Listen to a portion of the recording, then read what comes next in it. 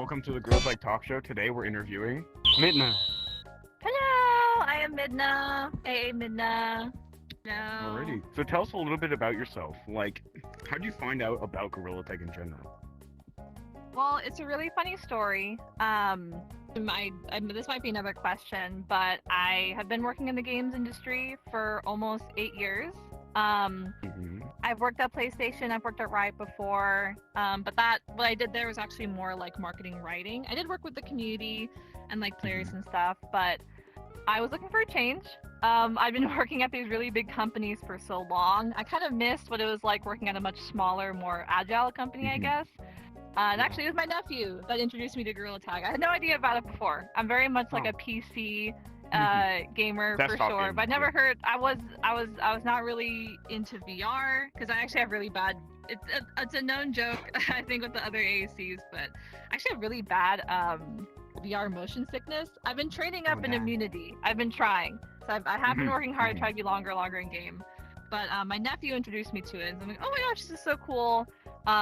It's kind of this instance of like social gaming that I feel like has been not too prevalent recently. I mean, there's like competitive gaming, but it's not this sense of like people actually coming together in game and just like being in a space. So that was so cool. Fast forward a bit, I actually got the chance to work with a partner of another Axiom called Zebra. They were like their PR marketing partner that they would work with for like marketing beats and things like that. They actually would in partner work with the creator program, and this was like the early finger painter program, the illustrators. Time goes by, I really enjoyed working with the other Axiom team, and I was lucky enough to actually get offered a job here. So I then came on board as the community lead and creator lead, and that's how I am here. That's how we got here. Very fun twist of events. Do you enjoy working at another Axiom? If so, what do you like about it? Oh man, it's really fun. This is my first time, again, working at like a VR game company, but I think the essence of what it's like working at a game company where everything is very fast paced.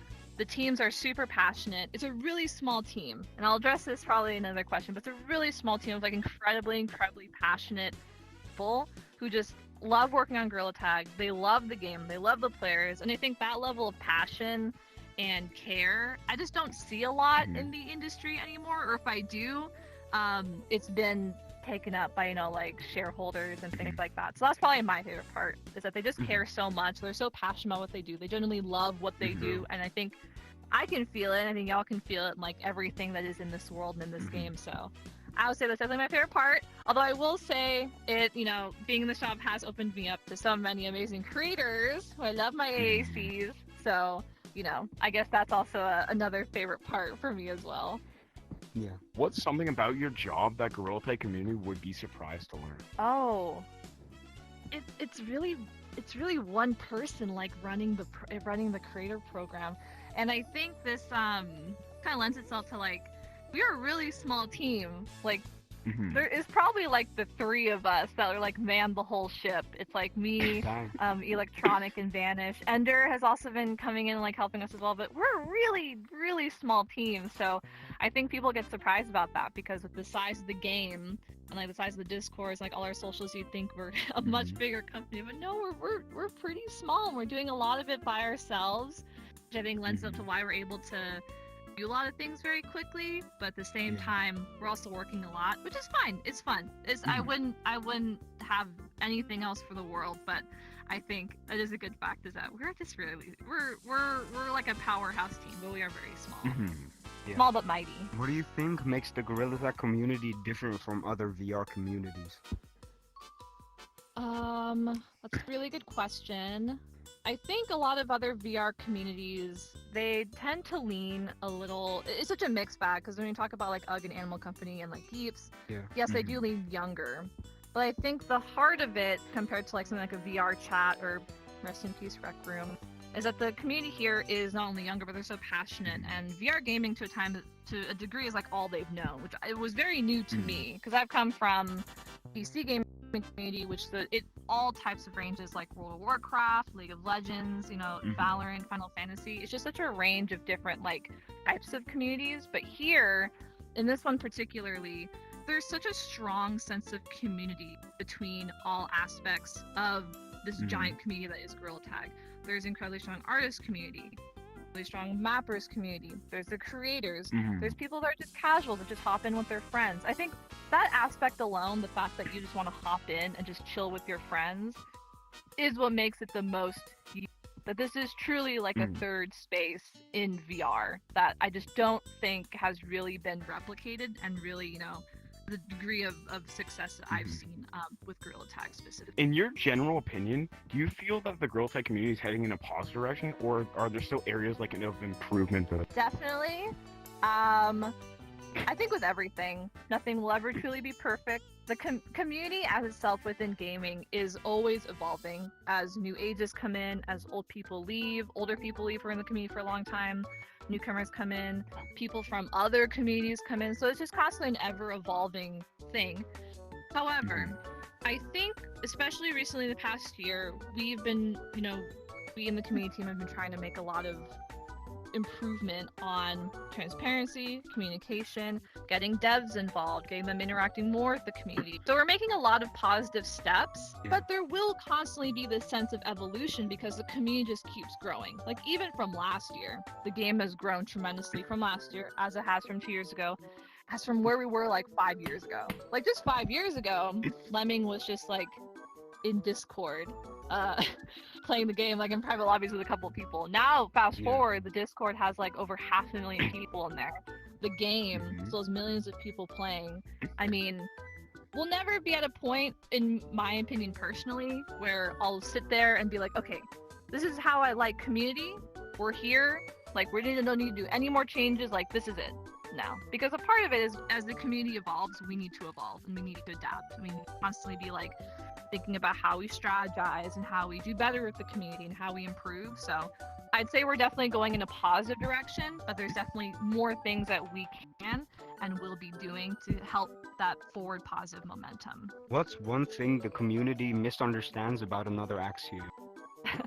They go to my earlier point, we're a really small team. So in some sense it's a good thing, because that means we can actively see a lot of feedback that comes in and we can action on it really quickly. Someone can just like log in on Thursday and be like, hey, I saw this thing, I'm gonna fix this like right now. Like, okay, we'll have this in game now. So in that sense it's great.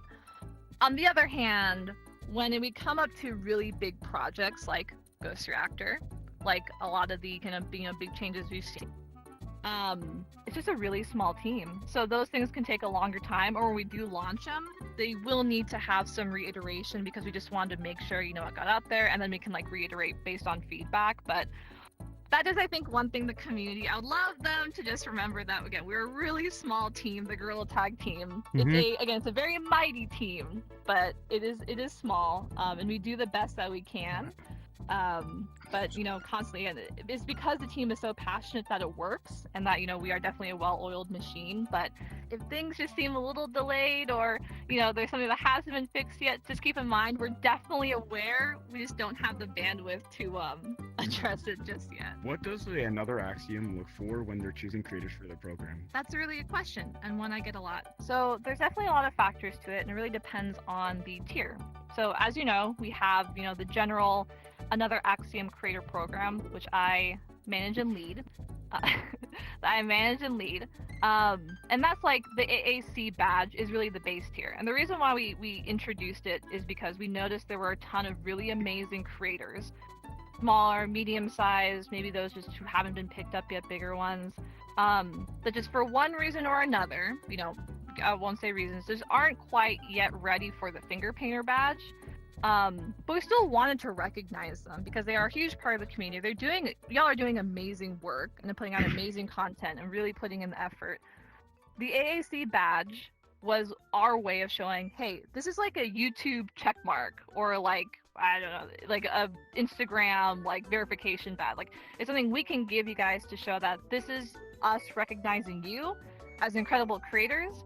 Not quite yet a finger painting it, but want to give you something that, you know, shows you're incredible creator. So when we're looking for AACs, we're looking at, you know, cool creators, those who have been either grinding for a while that just haven't been seen. We're looking for smaller creators. We're looking for artists. We're looking for mappers. again, those who quite yet haven't been picked up by Finger Painter due to the previous kind of program guidelines. But now we have this chance to bring in such a wide range of creators that maybe, haven't been able to fit quite before. The next tier, though, Finger Painter, that's kind of when we look at like a much different set of requirements and things. It is definitely a step up. It is a promotion. It is essentially a promotion from AHC Finger Painter. So that we take into more consideration. Of course, Illustrator, illustrious, that's its own set of, requirements and things like that. But for the most part, we look for good creators, good content. They're good to their community. They're good within their communities.